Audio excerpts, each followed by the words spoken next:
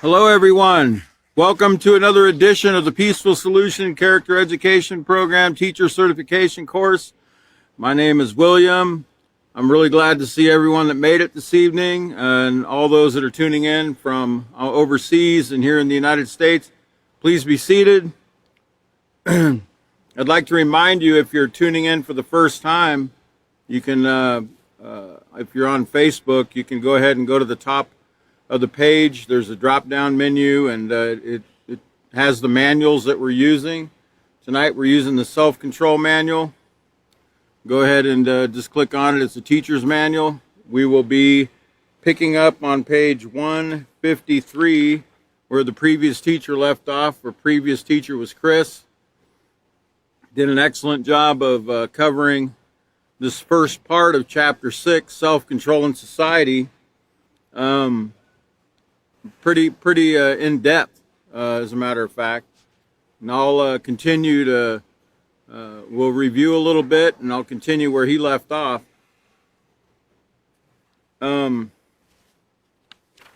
Before we do that, I want to go back to, let's see, I want to go back to page lesson plan 6A. If you could turn with me back, we're going to go back a little bit here. I just want to review one quick thing in Lesson Plan 6A, Chapter 6 there, in the note to the teacher. I think it's very an important, very important statement that's made here that I want everyone to underline or possibly even highlight if you have a highlighter. And it's in the last paragraph here on Lesson Plan 6A, Self-Control in Society. And it says, it should be the goal of every teacher of character education to instill within the minds and hearts of our youth a solid understanding that the thoughts, words, and actions of an individual affect society as a whole. All right? I'm going to read that one more time. What I want you to do is, if you could put up that first visual for people to look at. And I want you to consider this when we're reading this. It should be the goal of all of us here that are here in this room, and everyone that's joining in the certification course. It should be the goal of every teacher of character education to instill within the minds and hearts of our youth a solid understanding that the thoughts, words, and actions of an individual affect society as a whole. And you see that picture you're looking at here of this survivor. And I don't know, it might have been Hiroshima or Nagasaki back in 1945, August of 1945, when the United States of America dropped the first and second atomic weapons on, first on Hiroshima and then Nagasaki.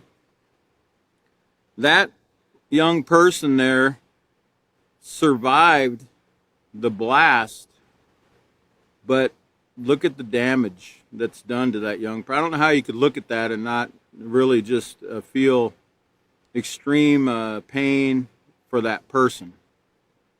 But you need to understand, as you're looking at it, that atomic weapon and that the results, the consequences that came from it, started with a thought.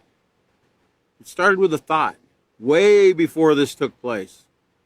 It started in the thought of someone's mind that, you know, possibly the thought could have been, it might have even been an innocent thought at first of making, of, you know, exploring atoms, you know, splitting atoms, or, you know, looking into atoms and seeing what life, the building blocks of life and what they're made up of. It might have been an innocent thought. There might not have been any ill intent at all when they first started, the first person that started looking into these things. But then, as you know, because not all people are practicing self-control and moral character, somebody got a hold of this idea and they used it to bring harm to their neighbor. They thought, you know, if we can develop this, we can actually harness this kind of energy. We can actually use this, you know, as a way to defend ourselves, and even as a tool of aggression to destroy our enemy before they destroy us. And so, whatever thoughts were going through the minds of the individual and individuals that produce this kind of thing, we can see that they weren't positive thoughts, because these thoughts here, you can see the result. It's not a positive result. Somebody got hurt. Whole cities were destroyed. And I want you to remember that, because it was, 77 years ago this year. And these are the only times that these nuclear weapons, the atomic weapons were used, actually, on these two cities in 1945. So remember that we really need to put into the minds of the students that these things begin with a thought. But it's not just the negative things that can come from the thoughts of an individual, the words of individuals and actions of individuals. It could be positive too, okay? It just depends on what choices we make. What we're choosing to focus our thoughts on. We're choosing to, what kind of words we're actually speaking, what kind of actions we're taking. It's going to depend on, the outcome is going to depend on what we're using, whether we're using the peaceful solution or whether we're using the war solution, okay? There's only two choices that we have. We can choose peace and we can choose war. Of course, what we're learning to do here in the peaceful solution is we're learning peace. We're learning how to be peacemakers and learning how to resolve conflicts without bringing harm to ourselves, others, and the environment. So with that, let's go ahead and turn over now to Lesson Plan 6C, because I want to review the procedure that we're in right now in Self-Control and Society in Chapter 6. I'm going to look at number 1, Procedure 1. Actually, Procedure 2 is where we're at now. It says, tell students that in this lesson they will learn how an individual's choice in practicing self-control affects society. Students will also learn that a lack of self-control has consequences, as we just saw in that picture. Ask students to define the word society, take a few answers, and then instruct students to turn in their handbooks to page 153 and 154 and read the introduction, and let's take a look at society. Allow students to complete the activity on page 155 and allow for class discussion as students share their ideas. And you can write the answers on the board for emphasis. And as Chris said, sometimes you might have a dry erase board, or even have one of those, they have those electronic type boards you can use. I can't remember what they named them. But let's go ahead and turn over there to page 153. And Chris just actually covered the first couple of paragraphs here, so we'll kind of go over it a little bit. But he mentioned at the top, it says, the strength of a society lies in the conduct of individuals, the peaceful solution. Think about that for a minute, When it says strength, when we think of strength, we tend to think of muscle, muscle power, how much you can lift, etc. But, when we're talking about, or we think about war, we think about weapons, we think about some kind of force when we think of strength. But when we talk about strength and the peaceful solution, you really need to understand we're talking about moral strength, and the strength of making right choices, and how that strengthens an individual's mind, strengthens their health, strengthens their whole total being, and not only themselves but also everyone around them. It actually gives them strength as well, gives them power. Remember, knowledge is power, knowledge is strength. Okay, the strength to make right decisions and avoid the traps that are laid out here in society. Now, what we see today is the strength of a lot of societies lies in, weapons that they're building, and how much natural resources they have to be able to buy weapons and purchase weapons from other countries, or even manufacture weapons themselves. But remember, when we use the word strength in the peaceful solution, we're not talking about a physical type strength, even though the peaceful solution, when you practice it, it does make you strong. If you're eating healthy or you're living a healthy lifestyle, you will be strong in many, many ways in your body, but not to be using your fists or hands or, for karate lessons or something like that. or boxing or anything that brings harm to somebody. So just keep that in your mind as we proceed here. So it says in the previous chapter, we learned how important it is to practice self-control when dealing with your emotions, thoughts, and actions. And if you recall, let's go ahead and do a little review here in the next, I'm sorry, that's not the next slide. I don't know how I got that messed. Let's not put up a slide. Don't do that. I got them out of order, but we'll talk a little bit about self-control here in a minute. It says, we also learned that we need self-control to communicate respectfully and to resist negative influences. And remember, negative influences, how do you tell if an influence is negative? Well, you have to consider, will this bring harm to myself? Will this cause me to have a bad reputation if I choose to do this or partake in this behavior? What if I'm even entertaining thoughts that are negative? How do I know if my thoughts are negative? Well, if you're a Peaceful Solution student, one way you would know is it doesn't match what's written in the book. Okay? If it doesn't match the sayings that you've seen in the Peaceful Solution, then you know that it's a negative thought. But it's also a negative thought if it promotes any kind of harm to yourself, others, or the environment.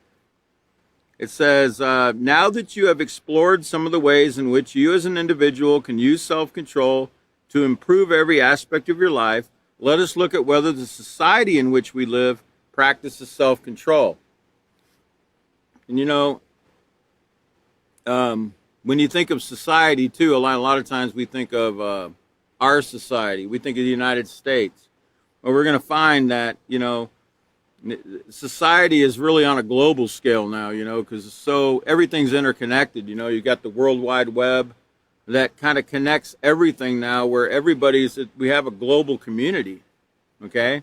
And, we seen even when we read about the actions on 9/11 in the character unit, when we talked about the ripple effect, we saw how the actions of a few people here in the United States and mainland United States actually affected and rippled out and affected people all over the world in one way or another, and it's still affecting them one way or another, and it's not in a positive way, okay?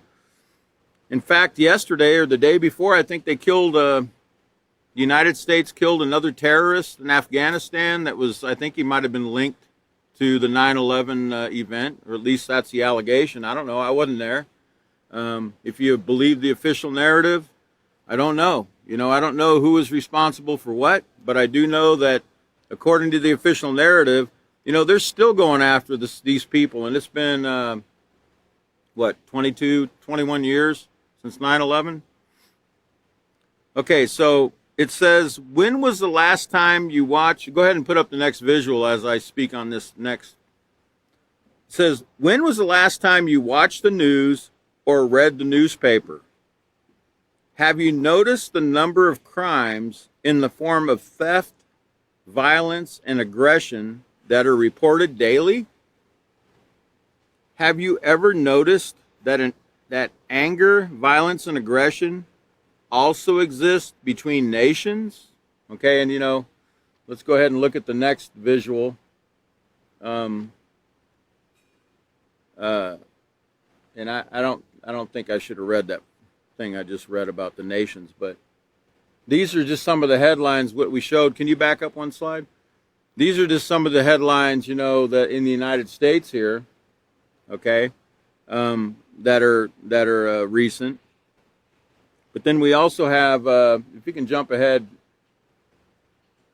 2 slides. Somehow I got my slides out of order. One more. Okay, great. Thank you. You also see, these headlines we're seeing now between nations, these conflicts with the nations. We have on the left there, you see, I believe that's the war in Yemen, Saudi Arabia bombing Yemen. That's been going on for quite some time now. You don't hear much about it. I know Chris has mentioned it a few times up here, but you just never really hear much about it. And basically, it seems like they're just bombing Yemen. I don't know that Yemen even has any weapons, or any military to speak of. But I know Saudi Arabia has plenty of money. They got, billions and billions of dollars in oil money. And they're getting their weapons from the United States to do this. But then you also have the conflict there in Russia and Ukraine going on. And we've also have, these issues with China and America. In fact, I think just the other day, the Speaker of the House of Representatives of the United States wanted to visit Taiwan, and I think they threatened to blow her plane out of the sky if she came, or consider it an invasion since she came to Taiwan, which China claims is part of China, and they kind of broke away from China. So there's a dispute there, but I believe she did go there, and I believe she's already left, and nothing took place as of yet that I'm aware of. But these kind of actions that are taking place, these kind of are very provocative. I don't know who made the decision to send her there or allow her to go there, but when another nation is threatening to blow a plane out of the sky, or start a war with another country over us going there, I think we need to be very careful, how we conduct ourselves, because we need to get to the bottom of why China feels the way they do, and then that's what we're going to learn about in this chapter about diplomacy and society, and how we can solve these conflicts in a peaceful way and not resort to the threats of war, vengeance, and retaliation like we're seeing all over in the news now. And they're not just talking about any old war anymore. They're talking about nuclear war all the time. They're using the word nuclear. That used to be a very bad word. They didn't even use that. They wouldn't even, just the thought of it, between nations, they never talked that way. But now it seems to be, the rhetoric seems to be all the time, they're talking about the use of nuclear weapons now. And that's not a great choice, okay? These nuclear weapons are much, much more powerful than the atomic bomb that was dropped in Hiroshima and Nagasaki 77 years ago this year. These have hundreds and sometimes thousands of times more power than those other weapons. And I think there's one former member of Congress, her name is Tulsi Gabbard. She's been on a lot of news programs talking about how crazy even the thought of nuclear war is, and how it's insane. It's actually insane to be provoking these countries and prodding them and trying to get them to possibly use nuclear weapons, because the threat is daily that they would like to use them. So we need to really find a peaceful solution to these problems here. Now it says, have you ever noticed that anger, violence, and aggression exist between nations? When conflicts between nations are not resolved peacefully, the results are wars and threats of wars. Okay, and we've had 2 world wars in the last little bit over a century now. And, every day we hear about World War III, when's this going to really blow up and more countries get involved. What we should be doing is we should be focusing our attention on what can we do to bring peace is what we should be focusing on. But it doesn't seem that our leaders really have the diplomatic skills necessary, and there's a lot of distrust between nations. There's so much distrust that's been built up over the years between nations because of their actions and their words. Okay, and remember, their actions and their words all started with thoughts. It might have been when they were young, they were taught you can't trust Russia, you can't trust China, they'll backstab you. They don't keep their agreements, etc. So when they go into this thing, when they become politicians or they become diplomats, they already come in with a distrust for the people that they're working with and the other countries, and it shows in the way they behave toward them or the way they act toward them. And they all sit at the same table and they talk peace. They talk about how they want to have peace, but they all have war on their mind. It seems like they all have some other agenda in the back of their mind. I'm not saying every one of them. Some of them truly would like to see peace, but they really just don't know how to make peace. Because peace doesn't come as we learn in The Peaceful Solution and from the author Israel Hawkins, we learn that peace doesn't come with giving away land for peace or signing a peace treaty, signing a piece of paper, etc. Peace comes through education, okay? It comes through education. It comes through character education. Moral character education is found in The Peaceful Solution. It's not going to come simply by teaching math and reading and social studies and, psychology or all the myriad of academic skills. It's got to come through learning what you're learning here in The Peaceful Solution. This is what our leaders need to learn. And they're very simple techniques that could be used by these leaders. If they would humble themselves, we'd be glad to, to sit down with them and teach them a few of these so they can use them on, what they consider their adversaries or their counterparts that they talk with. I remember Israel Hawkins said, you could go into a room, he could go into a room with what the world would consider terrorists, and he could sit there, and within 10 or 20 minutes, he could make peace with that group. Because he wouldn't go in there, with a preconceived idea that these guys are bad people and, they can't change and, we're right, they're wrong, etc. He would treat them like a human being, and he would try to get, because really everyone, if you think about it, even the worst terrorists, what they consider the worst terrorists, they're all people. They're all people. They're all human beings, okay? They're all, the way their minds tick, the way their thought processes operate, it's varied and complex. They all came from different backgrounds. Remember what we learned about environment? They all had different upbringings. They were brought up in a certain religion. Who knows what they were taught by their religion? So we can't really judge people, just by how they look or the way they're behaving at the time. We got to consider what's their background. What were they taught or what weren't they taught?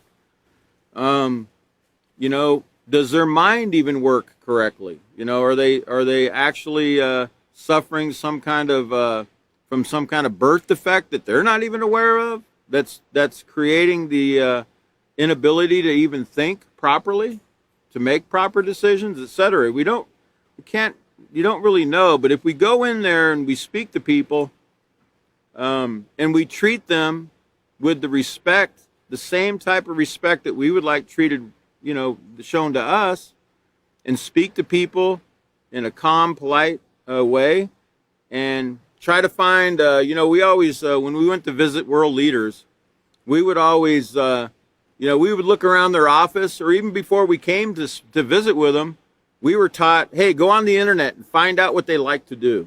Find out what some of their hobbies are, what their interests are. Find out about their life. Look at certain highlights in their life, things that you can talk to them about, because people love to talk about themselves, right? It's natural. People like to do that. So we would always find something that we could connect with them with. We would find something, like, hey, I read about when you were a young child, you like to go caribou hunting, or you like to go fishing, or you like to do this or that.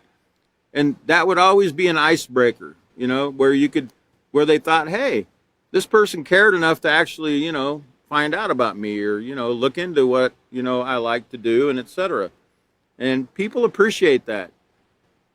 And if we do things like that, it's much easier to talk to people and find common ground and start working our way toward a peaceful solution. So it says that here on page, remember I'm on page 153, it says crime, violence, aggression, and war are only some of the ways that a lack of self-control is displayed within our society. Crime, violence, aggression, and war. And that's only some of the ways. And we're going to learn about a lot of other ways, too, where self-control is not used. You got to understand, you would not believe some of the things that take place in this world that you don't even really think about. You know, we think about crime, or we think about violence, or we think about wars. We see those things. But there's so many things going on behind closed doors with our food supply, with our water supply. And they're not things that are beneficial for us. You know, I remember not long ago seeing some kind of a video, a documentary, how they were making fake eggs. They were actually making fake eggs out of, you know, they were using some kind of, what do you call that? Something they would put, you know, a cast of an egg, you know, it looked like an egg, and they would pour some kind of liquid in there that was like rubbery, some kind of rubbery liquid, and then they would put some yellow stuff in the middle to make it look like yolk. And it was not real eggs, it was fake eggs, and they're selling them. And people are eating it. It's like eating rubber, you know. It's like it's kind of like eating margarine, you know. It's like eating rubber, butter flavored rubber, or you know, whatever you want to call it. But these kind of things go on all the time. You know, they take meat in the grocery stores. You know, some of these grocery stores, you know, the butchers practice. You know, they take the meat, and you know, the meat's getting old. You know, it's been sitting there a few days, and you know, they don't want to lose money, so when they use these different practices to make the meat look new. You know, whether it's carbon dioxide, or I think it's carbon dioxide treatment they use. They also inject it with dyes to make it look fresh and red. They've got all kinds of tricks up their sleeve, you know. And I'm talking about the unscrupulous bakers, you know, the ones that haven't been taught the peaceful solution, you know, the ones that think in their mind, what they don't know won't hurt them, right? What you don't know won't hurt you, you know. As long as they don't know what we're doing, it's okay, you know, it's not going to hurt anybody. But it does hurt people, you know, and these are the kind of things that go on all the time. And that's just one thing out of millions of things that take place that we don't even think about. But we will expose them in the peaceful solution so you can be aware, okay, and you can make right choices on the things that you eat, etc. Because what you eat, you are what you eat, and it affects the way your mind works, your body works, and whether you can even practice this peaceful solution. So you got to be careful on what you're putting in your body. So it says, let me make sure I'm not missing something here. Yeah, let's go back on that slide, on those slides. Let's go back and cover a couple of those. You can put up the slide. Okay, that's a great spot right there. You know, when we think about crime and violence and aggression, we think about society, like I said, here in America, but just south of us right now, just below, in fact, on the borders, in these border cities, you know, like Nuevo Laredo or Juarez, that borders El Paso, etc. There's much murder taking place. I don't know if you've been keeping up with what's taking place with our neighbors in Mexico. And we have a lot of friends in Mexico. We have a lot of Peaceful Solutions students in Mexico. I know Chris is dealing with many of them. We have many other friends in the Peaceful Solution program that are actually here now that used to live there. And it's a horrible situation there, okay? Tens of thousands of people are dying every year there in Mexico. In fact, the statistics that I have up here on the screen, this is from 2020. It says there's been an 84.1% increase in homicide rate since 2015 in Mexico. Do you understand how high that is? That's 84%. That's almost 100% increase since 2015. That's almost double the homicide rate of 2015. It says Mexico's homicide rate remains at historically high levels at 27.8 deaths per 100,000 people, or over 35,000 victims a year. 35,000 victims. That's a moderate city right there, a moderate-sized city in Texas. Okay. I think last year it was 43,000 people. 43,000. And look, those are the only ones they know about. You know how many missing people they have in Mexico? missing that they don't know about yet. They don't know where they're at. We're talking about tens of thousands of people. Tens of thousands. Okay? It says there's been 139 politicians, government officials, and candidates, people that are running for office, that were killed between September 2020 and March 2021, just in that short space of time. This is Mexico. It looks like running for office is pretty dangerous there. Okay? Sad to say, we had a very great friend in Mexico, in the mayor of Nuevo Laredo, Mexico, that was a great proponent of the peaceful solution. He brought us there to teach all the teachers in his city.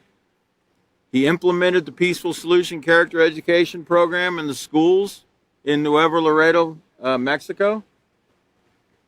He brought us everywhere in his city, and one time toured the whole city with President Obama's brother back in 2013. I think it was 2013 or 2012. One of the two. It kind of escapes me now, but he did a lot for the peaceful solution character education program. And he was tortured and killed. He was murdered by the cartels. Okay? Not because, of anything he had done with the peaceful solution, but they had tried to kill him since he became mayor of the town. And despite the fact that he had an armored vehicle with eight, I think it was a couple, I think it was something like 30 or 40-inch doors, thick steel-plated doors on his vehicle. This is how dangerous it is for politicians in Mexico. Okay? It says 5 of the Mexico cities have the largest homicide rate in the world. So 5, and I think they're in the top 5. They're in the top 5. The cities in Mexico have the highest homicide rates in the world. And now it says the cost of this, the estimated economic impact of violence in Mexico, is 221 billion US dollars, which equates to 4.71 trillion pesos. Okay, and that's just the economic cost. And a really, really sad thing here, besides the deaths and all the people that this is affecting, can you imagine? There's probably not one person in Mexico that hasn't been affected personally by this war on drugs or this cartel violence. There's probably not one family in Mexico that's not untouched by this. It's not just on the border cities anymore. It's in the heart of Mexico as well, and in places where tourists normally go, where it used to be safe to go. It's not safe anymore. Okay. Let's see. I think it's the next slide. If you can put up the next slide. Yeah. This is the most dangerous cities in the world in 2021, the deadliest and most violent. And if you notice, Tijuana, Acapulco are the first and second. The fourth is Ciudad Victoria. Ciudad means city. Ciudad Victoria, Mexico, and Ciudad Juarez, Mexico. Okay? And then you have Irapuato, Mexico. So there's the 5.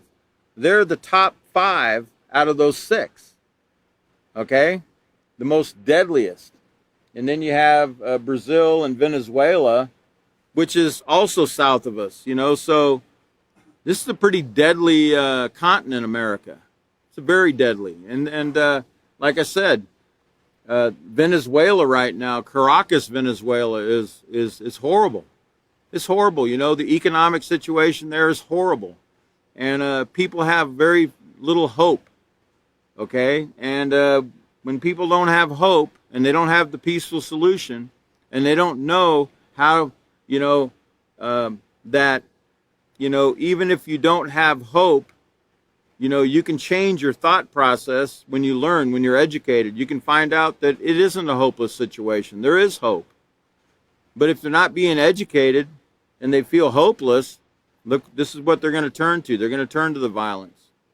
They're going to, when people join these cartels, A lot of them are just children. They go after these cartels. Are actually, by the way, in case you don't know this, they are recruiting children in America to be hitmen. They come. I know in Laredo they have cells in Laredo that go around trying to hire children to come into Mexico to kill people, and they offer them money. And that's the motivating factor. A lot of them think money. Wow, I can have this and that. I can have a lot of money. Whoa, okay.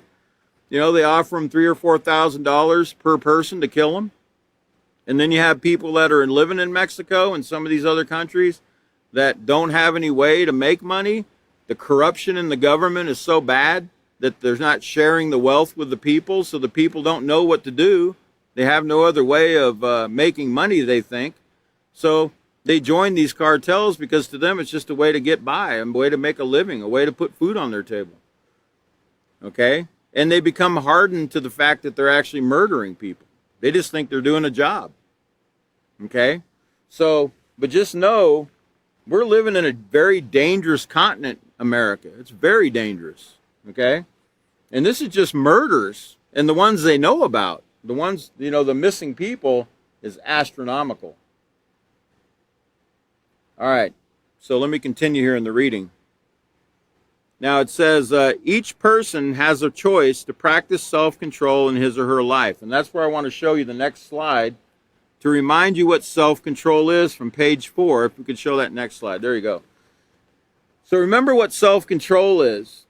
It says self-control is controlling, that is guiding or directing what you think, because thoughts lead to feelings. Remember, everything starts with a thought. We showed that in that first slide. We need to really drill this into the minds of our students, that thoughts, words, and actions of an individual affect society as a whole.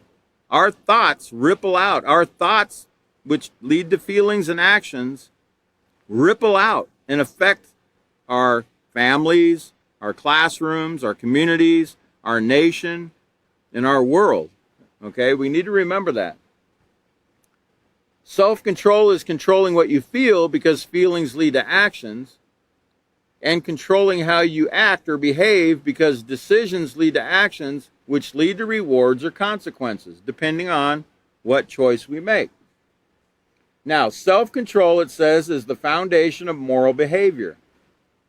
You know what a foundation is? It's what something is built on, okay? And, morality is based on, you got to have self-control, because without self-control, you're not even going to stop and think about what your actions or your thoughts could lead to, or what your thoughts can lead to. You're not going to think about it. You're not going to care about it, because you don't have any self-control. You don't have the ability to restrain your thoughts and hold them back and consider these things before you say or do something. It says, when you practice self-control, you stop and carefully consider whether your thoughts and feelings will lead to actions that are morally correct and in your best interest, or in the best interest of other people. Okay? All right, so it says, they can choose, I'm back to the reading in the book. It says, they can choose to acquire their belongings honestly and communicate respectfully if they want to live in a peaceful society. On the other hand, if they fail to practice self-control, many lives will be affected, okay? And many lives have been affected. And I'm sure some of you have been affected by crime and violence, murders, etc. You probably have met somebody that's died of a drug overdose, or somebody that's got a drug problem, or somebody that's died of a drunk driving accident, or whatever else. We've all been affected in one way or another. It says, in this chapter, we're going to explore how every aspect of self-control also applies to our society, nation, and world. We're going to learn that each individual must consistently practice self-control if we are to live in a society that is free from hate, violence, and aggression. Okay, and I think we all want to see that. That's why we're here. Not only do we want to live in a world that's free from these things, but we want to see everyone else live in a world that's free from those things as well. Okay, so let's go ahead and turn over to page 154, and let's take a look at society on the top of page 154. Now, when you hear the word society, what's the first thing that comes to mind?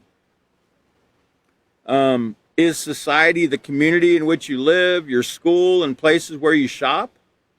Do you think of society in terms of city and country that you live in? Both of these answers would be correct. A society is a group of people with common interests and established patterns. Everyone within your community, city, and in the country in which you live make up society. Now, let's show the next visual because I want to give you a little more information about that word society. Okay. Now, the term society, it says, came from the 12th century French, and I flunked French, so don't hold me to this. So I'm not even going to try, but it looks like society, societe or something. Yeah. That might be close. Societe, meaning company. From the Latin word societas, which in turn was derived from the noun socius, meaning comrade, friend, ally. Used to describe a bond or interaction between parties that are friendly, or at least civil. The term can refer to the entirety of humanity, also society in general or society at large, although those who are unfriendly or uncivil to the remainder of society in this sense can be deemed to be antisocial. Okay, so now get this. I want you to understand that. I want you to write that down, as a matter of fact, because a society is supposed to be a group of people that have shared similarities, common interests, common bond, common rules, common moral rules, right? But somebody that's outside of that, somebody that doesn't go along with that, somebody that violates that is considered to be antisocial or anti-society. And that's why they choose, in many cases, to lock them away. The antisocial people get locked away, but they're still part of another society now. It's called the prison society, right? There's societies everywhere. Okay, even within a society, you have many societies. You have secret societies. You have these different sororities in colleges. These different societies in colleges. That you go to. You have I don't know. I'm trying to think of some of them, but there's many different societies even within the societies. These different groups, different clubs. Okay, that call themselves societies. So even within a society, there can be many, you have the upper class society, you have the middle class society, you have the, the poor, low income society. But as a whole, society as a whole, we have to remember that the thought was that society should be friendly. We should all be friends. We should all be one company. We should all be allies. And we could be, right? Now, we should be friends to everybody, even our enemies. In the peaceful solution, that's what we're learning to do. We're learning to be friends even with our enemies. Because the best way to get rid of your enemies, how to destroy your enemies? Practice a peaceful solution. You won't have any. Right? Practice a peaceful solution, you'll destroy all your enemies because you won't have any. Because you won't look at you won't look at other people as an enemy. You'll look at them as an opportunity to practice a peaceful solution and try to win them over to the peaceful solution through your conduct, through your conversation, through your example. So it says continuing the reading here, even within your community, city, and country in which you live, everyone within your community, city, and country in which you live make up society. On a global scale, the human race is one society because we all share certain common interests. For a society to function properly, the needs of its people must be met. And these needs include safety and shelter. And you should ask your students, what are some other common needs that people share? Can you show the next visual? We need fried chicken. Okay, we all need fried chicken and chips, right? You know what chips are, hopefully. Those crispy potato things right there. That's what they call chips in many countries, you know. But or fish and chips even, you know. I like chicken. I like chicken. I love fried chicken. Okay, we got to have that. That's something that's necessary. We got to have food. We got to have water. We got to have shelter. We got to have clothing. We got to have, and I'm reading what's in the book here, sleep. We got to have sleep. All right. You know, sometimes, sad to say, we got to have sleep because sometimes we need to get a lot of things done. We can't do it because we got to go to sleep. Right. But we do need sleep. We need plenty of sleep to be able to function well, you know, the following day. We need a routine. We have to have time set for the things that we do. We got to have routines in our homes. We learned about that in the character unit. That families should have a routine for their children to teach them responsibility, to teach them self-control, etc., to show and responsibility. They need to learn these things. They need to know that there's a time to get up, there's a time to, you know, do each and every activity that they have, so that way they know there's some kind of structure in the home or in the classroom or wherever it might be. They also need family and friends. They need order. That means they need rules. They need, you know, the peaceful solution rules, and they need rules to conduct themselves. There's going to be rules everywhere you go, whether you're on the road, whether you're in the classroom. You know, there's rules everywhere, and you're going to always have rules, no matter how old you are. You're never going to outgrow rules. They're going to be there for your protection, for the most part, for your protection, and to keep things, you know, safe, keep you and others safe. You also need air to breathe. Those are just some of the common things that we need. These are things that all people need, and they share. Now, for a teenager, the needs, you know, it's probably this. They're probably thinking, "No, I don't need that. This is what I need." You know, I need some pizza. I need some soda. That's my water. You know, that's my water. I got to have the soda, right? I got to have those clothing. Yes, I got to have clothing, but they have to have rips in them, right? They've got to have plenty of rips. Do you actually believe that? I mean, I'm not putting people down that buy these, but I can't believe that when I go to the mall, I see a pair of jeans hanging there with rips in it, and they're selling it brand new. And people are actually paying, you know, 60 or 70 bucks for a ripped pair of jeans. I'm like, really? They don't even come with patches? Well, no, they don't want patches. They want them ripped. Okay? So teens have what they think are different needs. They think they need, they know they need sleep, and they know they need plenty of that. They also think they need Wi-Fi and a cell phone, right? But notice that wasn't on the needs on the last page, right? Remember, we're talking about teens right now. We're not talking about adults, because when you're an adult, you need a phone, okay, to conduct business and etc.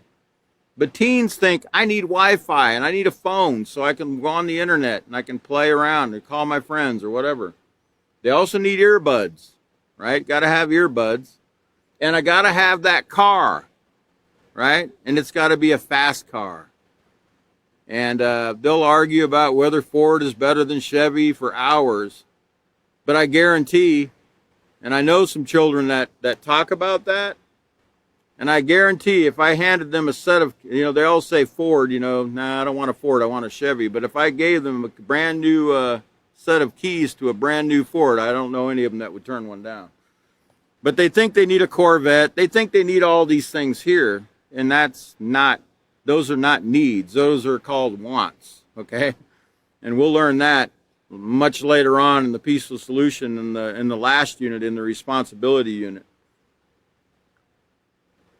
By the way, that was supposed to be kind of funny, okay? So you can laugh.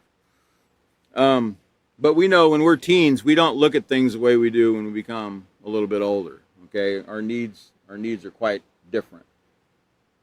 So it says on page 154, it says, both positive and negative actions can affect how society functions. Have you ever noticed what occurs when a pebble is dropped into a pool of water? You can show the next slide so they can see what occurs. It's called the ripple effect. And we learned about that on page 105 in the character unit and page 117 of the character unit. And we also learned that, positive character ripples out too, not just negative, but positive can have a ripple effect as well. It says, the pebble hitting the water causes a series of circular ripples, each circle larger than the previous one, and that's called the ripple effect. It demonstrates how one person's actions can cause a series of events affecting many others. For instance, if one person in a neighborhood commits a crime, the peace and safety of the entire neighborhood is affected. Yeah, and guess what? And here's how it's affected. One of the ways it's affected is they make these community watches. They got these signs they put up, community watch or whatever, and you're just walking through the neighborhood, delivering things, or you're conducting yourself peacefully, you're not stealing anything, you're just going about your business, and everybody's looking out their window at you, and they're suspicious of you. They think you're up to something. You could be a potential thief or a potential burglar, or something, some kind of, or you're just up to something. Everybody's looking at you like you're up to something, but you're not really up to anything, right? But this is what takes place. And then they can even call the cops if they don't know. I remember there's neighborhoods in Houston where I used to live in Houston, they had community watches, and they were really tight-knit communities. And if they didn't recognize you from their neighborhood, they would actually call the cops. Okay, and the cop would come cruising up next to you and, excuse me, can I talk to you for a minute? Well, sure, officer. What's the matter? Can I see some ID? Are you from around here? And you're like, what? What did I do? But it's like that in some places. You can't even walk and do your business and be at peace without somebody thinking you're up to something. But that's one of the effects. This is the ripple effect of crime in neighborhoods. One crime takes place, next thing you know, they're watching. So it says, on the other hand, it takes only one person to make others aware of a problem within the community and gain support to deal with it effectively. I'm sure you've read of people that have probably watched a documentary about, possibly the things that are in the water supply in cities. And they make the city council aware of these things. They make the city managers aware of these things. And the city managers take action to try to do something to clean the water supply up. Those kind of things can take place with people that are educated, with people that get the information, but also get the permission. You got to have permission. You can't just, it's great to take initiative in projects. Okay, it's great that you want to get the work done, that you want to do the project, but the peaceful solution also says you have to have permission from the proper authorities to actually do it. Okay, so don't forget getting the permission, before you do something. Okay, it says all members of society are interdependent on each other. Honest, hardworking people help to keep our economy strong. They work together and contribute their skills and talents to earn a living and provide necessary products and services to others. Can you show the next visual? Kind of give you an idea. You have the pest control guy, right? That comes and deals with the rodents and the cockroaches and, whatever else. If you don't know a natural way of dealing with it, some people, they're scared of those kind of things. They don't want to mess with them, especially the women. They don't like those, look at rodents. So they want to deal with them. So they got pest control people. They have plumbers. They have electricians. They have the roto-rooter guy. I mean, who wants to deal with that? Do you? Most people don't want to deal with the septic, or they don't even know how. So we have people out there that are trained in our society to do these things, and we depend on them. Okay, we're dependent on them. Okay, it says they work together and contribute their skills and talents to earn a living and provide necessary products and services to others. For example, factories, grocery store, department stores, schools, hospitals, and post offices all provide their products and services we depend on. And look at the next slide. How many of you know how to cut your own hair? Next slide, actually. How many of you know how to cut your own hair? You know, to style your own hair or cut your own hair? Well, possibly some of you can. But I know me, I got to go to a barber. You know, I don't have that kind of skill. My mom was a hairdresser, but you know, when I was that age and my mom dressed my hair, it was called a butch. I was like, Mom, you're a hairdresser. You're supposed to feather my hair. No, boy, sit there with the buzzer, you know, and it's all gone. I was like, well, that was easy, you know. I didn't like butches, but I had a butch. Everybody else, of course, when my mom cut their hair, they got their hair feathered nice and it looked real nice. But you know, I got the butch. But you know what? It's okay. It grew back. All right. And then we have, let's look at the next slide. Now, how many of you know how to butcher your own meat? Anybody here? Well, there might be somebody can get their hand up. Nope, nobody, no butchers here. So, you know, aren't you thankful that, you know, there's places that process these things, you know, where they have the slaughterhouses and they process your cow so you can go to the store there and pick up your hamburger or whatever you need to get, right? So, you know, without these people that have been trained for these services, man, we'd have a lot to do, wouldn't we? You know, especially if we wanted a hamburger or we wanted some ice cream or we wanted some butter, because without these people that know how to make and process these kind of things, we got to do it ourselves. So we depend on them. We depend on their products and their services. And we depend that they're going to have those products and services at the grocery store when we go there to get them, right? We depend that the workers at Walmart or H-E-B or whatever grocery chain you choose to shop at, we hope that they got up that morning, that they stocked the shelves or they stocked the shelves the night before, and the next day when you go to and we even hope that the trucker came, right, to the store to bring the products. And we also hope that the guys at the warehouse, before they got on the truck and were brought to the store, we hope they came to work, right? You see how there's a big chain? It's a big chain, and we depend on all of these people. We depend on all of them to give us the products and services that we need. Did you know that you also contribute to society? When you use your allowance or money obtained from doing odd jobs to buy an outfit, shoes, or even a candy bar, you contribute to the economy and keep businesses flourishing. This is talking to you young people. This ensures that you will continue to get the products and services that you have grown accustomed to. So children need to understand too that they're important, that they're actually contributing to the economy. Okay? It also says obtaining an education. Let's show this last slide I have up here for the night. Well, it's not the last one, but it will be the last one because I'm out of time. But it says obtaining an education is another way in which you contribute to society. By becoming educated, you become the hope for tomorrow. You can be the future business owners, educators, and leaders of our society. And education is important, the academic education. But as you can see on here, no education is complete. No education is complete without the Peaceful Solution Character Education Program. You've got to have the moral education along with the academic education. Otherwise, you have just a bunch of smart thieves, smart drug dealers, smart swindlers, smart, you know, I'm not saying everybody does that, but I'm saying this is all you get. You get scientists that mix mustard genes with mice genes, or mustard greens with mice genes, you know, and they split atoms and make weapons, right?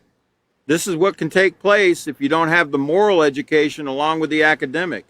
Because if you're not thinking peaceful solution thoughts, and not thinking about, if you're thinking about destroying your enemy and you're thinking of negative thoughts like that, and you're not thinking peaceful solution thoughts, these are the kind of things that take place. So you got to have the moral education so you can learn how to deal with your problems in a peaceful way, not bring harm to anybody, not yourself, your neighbor, or the environment.